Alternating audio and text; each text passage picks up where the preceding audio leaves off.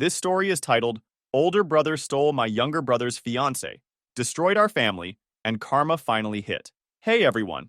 So, I'm not the type to air my personal stuff online, but this has been eating me up inside. I guess I just need to put it out there to process everything. So, my family is all about loyalty. Like, it wasn't just something our mom said to sound wise, it was our unofficial family motto. At the end of the day, all you've got is family, she'd say. And for a long time, I believed it. There were four of us kids. Alex, the oldest at 29, Sarah, the second at 26, me at 24, and Jake, the youngest at 22.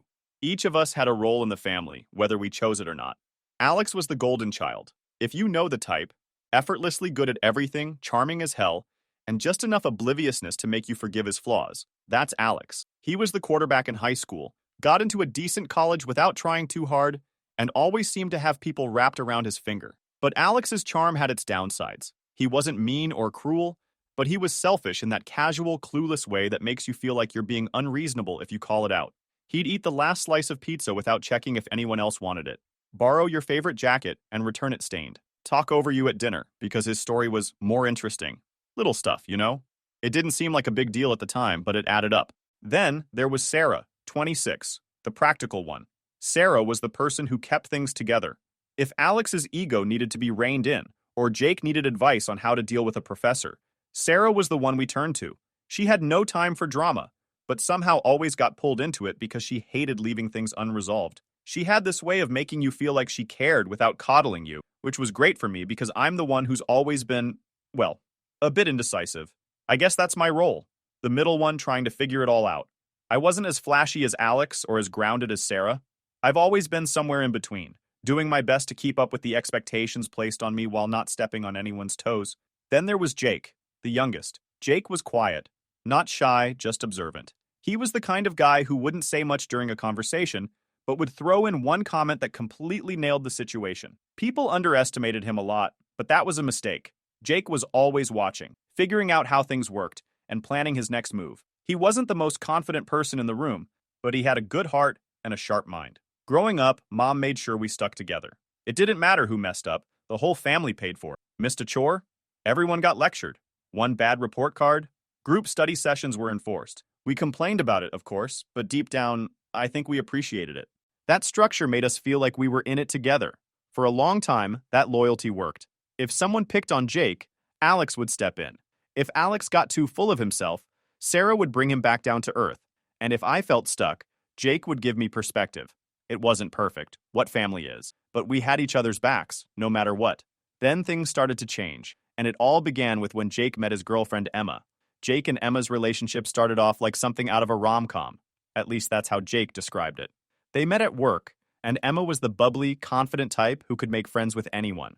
Jake was quieter, more serious, but somehow they just clicked. Opposites attract, I guess. When Jake first told us about her, he couldn't stop smiling. She's amazing, he said. Funny, smart, doesn't take herself too seriously. I really think she might be the one. It was a big deal for Jake to say that because he's not the type to get swept up in feelings. He's the kind of guy who overthinks everything. But with Emma, he seemed sure. The first time Emma came over to meet the family, she fit in so well it was almost weird. You know how it can be awkward when someone new is introduced to a tight-knit group? Not with Emma. She was charming, funny. She made everyone feel at ease. Even Sarah, who's naturally skeptical of new people, warmed up to her right away. She's great, Sarah told me later. Jake's lucky to have found her. And honestly, I agreed. At the time, it seemed like Emma was exactly what Jake needed. When Alex met Emma that evening, they clicked together quickly. They had this undeniable chemistry that everyone noticed. Alex, being his usual self, tried to test her with his witty sarcasm and dry humor. Emma didn't miss a beat. She fired back with her own clever retorts, leaving Alex genuinely impressed. It was like watching a masterclass in banter. They spent half the night exchanging playful jabs, and by the end of it, even Alex had a big grin on his face.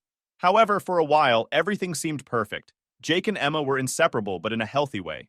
They'd spend weekends hiking, trying out new restaurants, or just hanging out at home watching movies. Jake was happier than I'd ever seen him.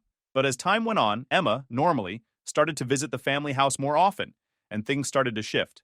At first, it was subtle. So subtle I wondered if I was imagining it. That's when I started noticing more things. Emma and Alex seemed to have this connection. Nothing outright inappropriate, just little things. They'd laugh at inside jokes Jake didn't seem to be in on. During one of the family dinners, Emma always ended up sitting next to Alex, and their conversations were animated in a way that made the rest of us fade into the background. Jake didn't say anything at first, but I noticed the way his smile would falter when Emma and Alex were talking. I brushed it off. That's just Emma, I told myself. She's outgoing and Alex is magnetic. It doesn't mean anything. But deep down, I couldn't shake the feeling that something was off. Looking back, I realized that the cracks in our family dynamic started forming long before anyone noticed. Alex had always been self-centered, but this was different. And Jake, who had spent so much of his life idolizing Alex, was starting to see him in a new light. Then came the day Jake brought Emma to our regular Sunday family dinner. Right away, I began to sense a bigger shift. During dinner, Emma and Alex started joking about something that had happened at work. They were laughing so hard they were practically in tears, and Jake was just sitting there, smiling politely. It wasn't anything significant, but it made me uncomfortable for some reason I couldn't put my finger on. Later that evening, Sarah pulled me aside. "Is it just me, or does Emma seem really friendly with Alex?" she asked. I shrugged it off. "They're just getting along. You know how Alex is. People are drawn to him." But Sarah gave me a look. "Yeah, but Jake's her boyfriend, not Alex." I didn't have an answer for that. But since Sarah started to notice too, then obviously there is something wrong. As the weeks went by, those little moments started piling up. Emma and Alex would laugh at inside jokes Jake didn't seem to be part of. During family gatherings, Emma always seemed to gravitate toward Alex, and they'd have these animated conversations that left everyone else out. Jake didn't say anything, but I could tell he was noticing it too. One time, we were all at a barbecue at Sarah's house. Jake had gone inside to grab drinks for everyone, and I was sitting on the patio, watching Emma and Alex talk. They were standing pretty close, laughing about something. When Jake came back, Emma quickly stepped away from Alex, like she'd been caught doing something she shouldn't. Jake didn't say anything, but his face tightened. A few days later, Jake called me out of the blue. "Hey, can I ask you something?" he said, sounding hesitant. "Sure," I replied, wondering what was on his mind. "Do you think Emma and Alex are too close?" he asked. I was caught off guard. "What do you mean?" Jake sighed. "I don't know. It's just, sometimes it feels like they have this thing, like I'm not even in the room when they're talking. Am I overthinking this?" I didn't know what to say. On one hand, I wanted to reassure him, because I didn't want to make him feel worse. But on the other hand, I'd noticed it too. "I think Emma's just outgoing," I said finally. "And you know how Alex is. He has that effect on people. I'm sure it's nothing." Jake didn't sound convinced. "Yeah, maybe. I don't know. It's been bothering me." From that point on, it was impossible not to notice. At the next family dinner, Emma and Alex were at it again, laughing, joking, and practically finishing each other's sentences. Jake was unusually quiet, just picking at his food. After dinner, he pulled me aside. "You saw it, didn't you?" he asked, his voice low.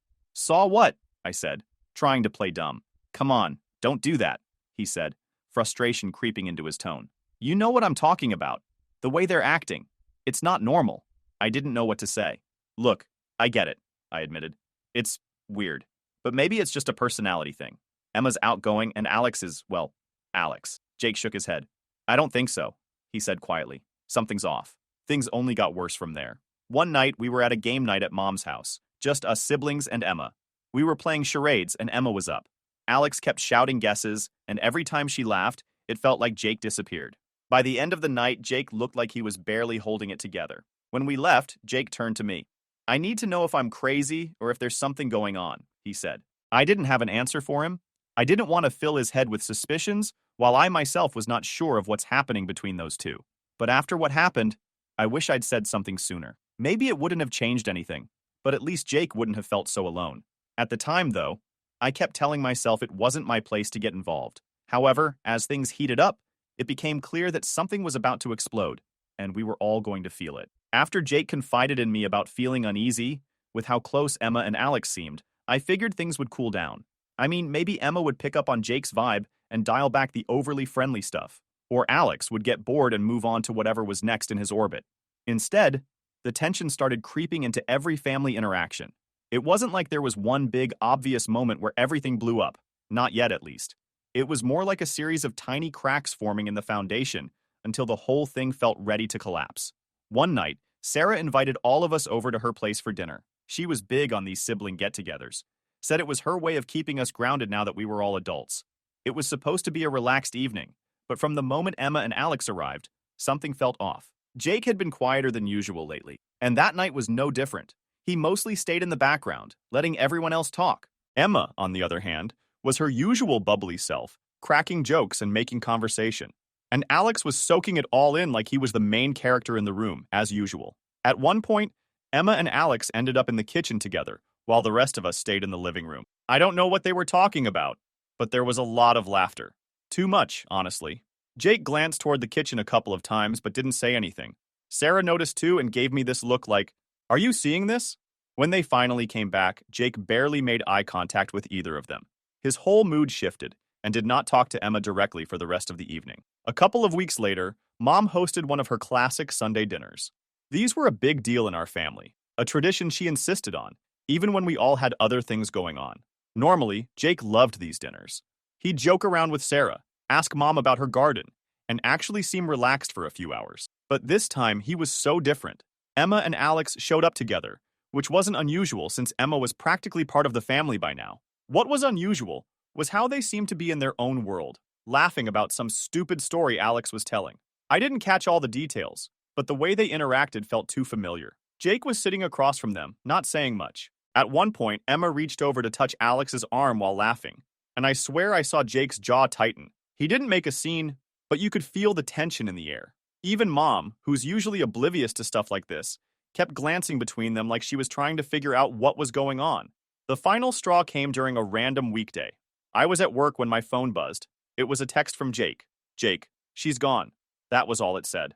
I was confused, so I immediately called him, and when he picked up, his voice was shaky. "She left," he said. "She packed up her stuff and said she's in love with Alex." I didn't know what to say. "Alex?" I asked, like I needed to hear it again to believe it. "Yeah," Jake said bitterly. "My own brother." By the time I got to Jake's place that evening, he was a wreck. The living room was a mess. Stuff scattered everywhere, like he'd been too angry to care where anything landed. A picture of him and Emma was lying face down on the floor. Jake was sitting on the couch, staring at nothing. "She didn't even try to hide it," he said when I sat down next to him. "She just said it like it wasn't a big deal. I'm in love with Alex." I didn't know what to say. "What do you want to do?" I asked finally. Jake just shook his head. "What can I do? She's gone, and Alex..." He paused, his voice shaking.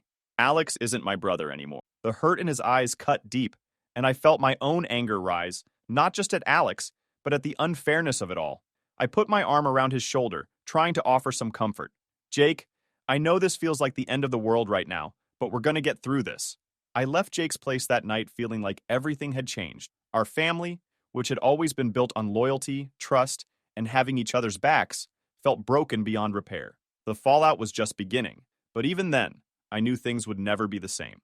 After Jake dropped the bomb about Emma leaving him for Alex, things in our family went from bad to worse. If I'm being honest, I think we all knew deep down something was off before this happened, but no one wanted to believe it could actually be true. I mean, who wants to admit that your brother would betray you like that? The day after Emma left, Jake didn't come to our mom's usual Sunday dinner, which was a first. He texted me that morning, "I'm not coming. Can you tell Mom?" I didn't blame him. Showing up and pretending everything was normal would have been impossible. When I told Mom Jake wasn't coming, she got that worried mom look. "What's going on?" she asked. I froze for a second. I wasn't sure if I should tell her everything, but what was the point in hiding it? "Emma left Jake," I said. "She's with Alex now." You'd think I'd told her the sky was falling. She looked completely stunned, like she couldn't process what I was saying. "What do you mean she's with Alex?" "They've been seeing each other behind Jake's back," I explained. "She told Jake she's in love with him." Mom just sat there for a moment, shaking her head. "No," she said. "Alex wouldn't do that. He wouldn't." I didn't respond. What was the point? It wasn't like I wanted to believe it either, but it was the truth. By the middle of the week, everyone in the family knew. Sarah was furious. She called me as soon as she heard. "What the hell is wrong with Alex?" she fumed. "Jake's his brother. How could he do something so disgusting?" I didn't have an answer. I mean, what do you even say to that? Dad, on the other hand, didn't waste time. He called Alex directly. I wasn't there for the call, but Jake told me Dad didn't hold back. "You're no son of mine," he said, before slamming the phone down.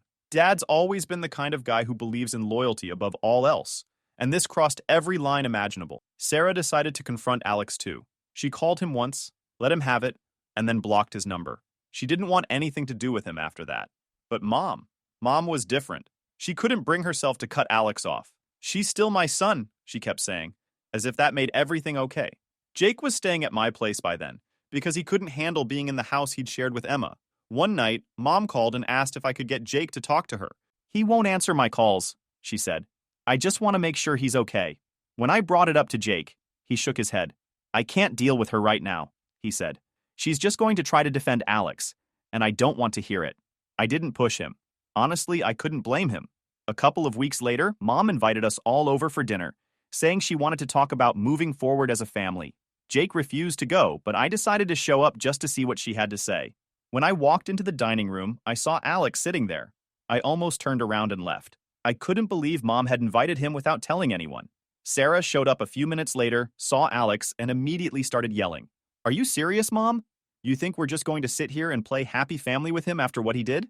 Mom tried to calm her down, saying something about forgiveness and how we needed to stay united as a family. But Sarah wasn't having it. "He destroyed Jake," she shouted, "and you're acting like it's no big deal." Alex just sat there, not saying a word. I don't know if he was ashamed or if he just didn't care enough to defend himself. Either way, it made me sick. Sarah stormed out, and I followed her. "You coming?" she asked as she headed to her car. "Yeah," I said. I can't sit in there with him. After that disaster of a dinner, things got even more strained. Jake stopped talking to Mom entirely. "She made her choice," he told me. "She chose Alex over me." Sarah and I still talked to Mom, but every conversation turned into an argument. "He's your brother," she'd say whenever we brought up Alex. "No," I told her one day. "A real brother wouldn't do what he did. He's on his own now." Then, out of nowhere, the news of Alex and Emma getting engaged came. They actually had the audacity to send out wedding invitations to the entire family. Like everything was fine. But none of us went. Not me, not Jake, not Sarah, and definitely not Dad. Mom, of course, went to the wedding. She even posted pictures on Facebook, smiling like she didn't have a care in the world. When Jake saw them, he just shook his head. "She's lost it," he said. Sarah was angrier. "She's acting like nothing happened," she said. "It's disgusting." After the wedding, it felt like Alex and Emma were trying to pretend the rest of us didn't exist. They posted their perfect life all over social media. Pictures of their new house, vacation photos, gushy anniversary posts. But the rest of us? We pretended they didn't exist either. As for Jake, despite everything, he's not the type to seek confrontation or cause harm. He's hurt and angry, sure. But deep down, I think he's just trying to make sense of it all and move on with his life. I don't think he'll ever confront Alex directly or do anything drastic. That's just not who he is. Instead, he's focusing on healing and rebuilding his life without Emma. It's been a tough journey, but I believe in Jake. He's resilient, and while the scars of betrayal will always be there, he's finding strength in his own way. It's been tough, but we're slowly finding our way without them. Family gatherings are different now, quieter, but we're sticking together. I wish I could say things are back to normal, but the truth is, it's a new kind of normal. I'll keep you all posted on how things unfold. There's bound to be more drama down the line, and who knows, maybe some reconciliation too. Thanks for sticking with me through this wild ride. Stay tuned for updates. Update 1. All right, here's the update I promised. Things have been quiet for a while on the Alex and Emma front, or at least that's what I thought. None of us really kept tabs on them after the wedding. We'd cut them off entirely. Jake was rebuilding his life, Sarah was focused on her career, and Dad wouldn't even let Alex's name come up in conversation. Mom was the only one still keeping in touch with him, but even she avoided bringing him up too much around the rest of us. Then, out of nowhere, Mom called me one evening. Her voice was shaky, like she was on the verge of tears. "Alex needs us," she said. Now, I wasn't in the mood to play therapist for Alex, so I almost ignored her, but something about her tone made me curious. "What happened?" I asked, already bracing myself for some ridiculous drama. "It's Emma," she said, her voice trembling. "He caught her cheating." I couldn't help it. I laughed. Yeah, I know it wasn't the most mature reaction, but come on. The irony of it all was too much. "With who?" I asked, already half expecting her answer. "His best friend," she said, sounding horrified. I nearly dropped my phone. Wait, what? Apparently, Alex had walked in on Emma and his best friend, let's call him Chris, while they were in the middle of something. He confronted them, and Emma didn't even try to deny it. She told him she'd been unhappy for a while and that she and Chris had a connection. Hearing this was like a cruelest joke ever. I mean, Alex destroyed Jake's life for Emma, only to have her turn around and do the same thing to him. If karma exists, this had to be it. When I told Jake about it, he just shrugged. "Figures," he said. I was surprised by how calm he was. "Doesn't it make you feel better, knowing he's getting a taste of his own medicine?" I asked. Jake thought about it for a second, then shook his head. "Not really. It doesn't change what he did to me. That hit me hard. Jake wasn't bitter or angry anymore. He was just done. Alex didn't matter to him anymore. It was like he'd closed that chapter and moved on, and honestly, I was proud of him for that. Sarah, on the other hand, had plenty to say when I told her. Serves him right, she said, laughing. I hope it hurts as much as it hurt Jake. Even Dad, who rarely said much about Alex these days, weighed in. That boy made his choices, he said. Now he has to live with them. Mom, predictably, was trying to rally the family around Alex. He's heartbroken, she told me. We need to support him. I couldn't believe what I was hearing. Support him? After what he did to Jake, I snapped. She made a mistake, she said, using her go-to excuse for Alex's behavior. No, Mom, I said firmly. A mistake is forgetting someone's birthday. This was a deliberate choice, over and over again. He doesn't get a free pass just because he's your son. Alex started calling me after everything went down, but I ignored his calls. I didn't want to hear his sob story. I mean, what was I supposed to say? Sorry your life fell apart, but you kind of brought it on yourself? Jake told me Alex tried reaching out to him too, but he blocked his number immediately. I don't want to hear it, Jake said. He made his bed. Meanwhile, Mom kept trying to push for some kind of family reunion. She even suggested having Alex over for Sunday dinner, which went over about as well as you'd expect. Are you serious? Sarah said when Mom brought it up. Do you think Jake's going to sit across from Alex at the table and pretend everything's fine? Because that's not happening. Mom sighed. He's still your brother, she said, as if that was supposed to magically fix everything. No, Sarah replied coldly. He's not. As for Alex and Emma, it didn't take long for their perfect little life to crumble. Emma moved in with Chris almost immediately after Alex found out about the affair. They didn't even try to keep things low-key, posting pictures on social media like they hadn't left a trail of destruction behind them. Alex, from what I heard through Mom, was a complete wreck. He'd been staying with a friend, trying to figure out what to do next. Mom said he cried when he told her about everything, saying he didn't know how things had gone so wrong. I didn't have the heart to tell her it was pretty obvious how things had gone wrong. Alex had destroyed his family for Emma, and now he was paying the price. At this point, none of us felt sorry for Alex. Not Jake, not Sarah, not me, and definitely not Dad. Mom was the only one still holding on to the idea that we could somehow come back from all of this, but the rest of us had moved on. Jake started focusing on himself and his future. Sarah threw herself into her career and barely mentioned Alex anymore. Dad?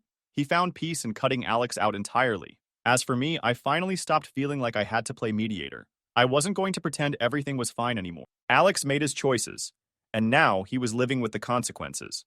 That's the latest. If you think this is the end of the story, you might be right. Or maybe not.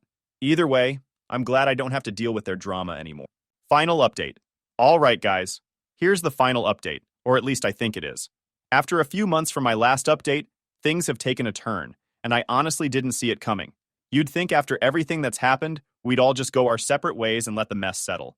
But no, life had a little more chaos in store. So, after the whole Emma and Chris situation blew up, Alex went into full-on damage control. He kept messaging all of us, me, Sarah, and even Jake, trying to explain himself, but none of us replied. Then came the twist I didn't expect. Chris dumped Emma.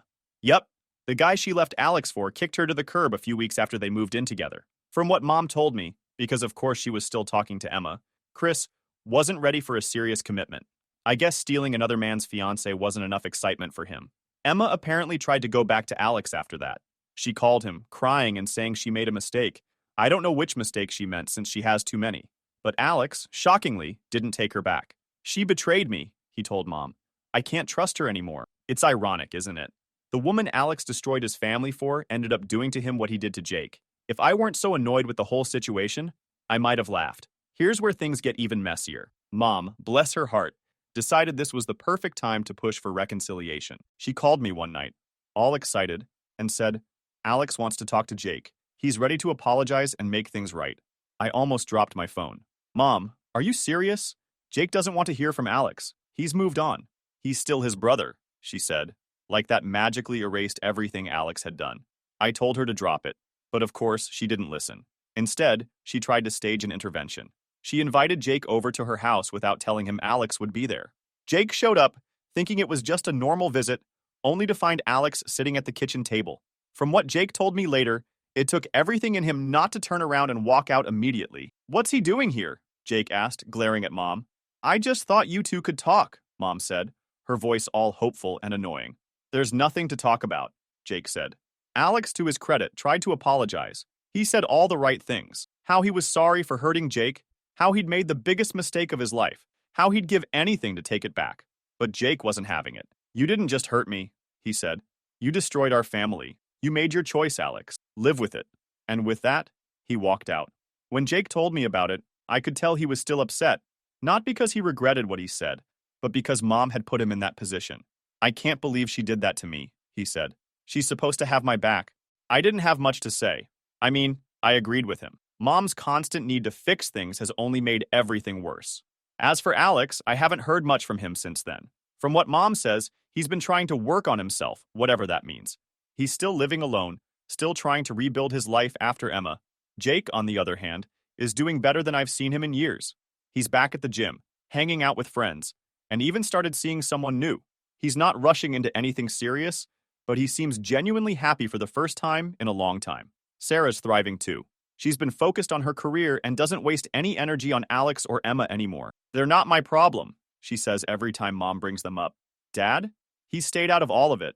He hasn't spoken to Alex since the fallout, and I doubt he ever will. For him, family loyalty is sacred, and Alex broke that in the worst way possible. As for me, I'm just glad it's all behind us. I don't feel the need to keep tabs on Alex or wonder what's going on in his life. He made his choices, and we all had to live with the consequences. But now we're moving forward, one step at a time. So, yeah, that's where things stand. Alex is out of our lives, and honestly, we're all better off for it. That's the final update. Thanks for sticking with me through this mess.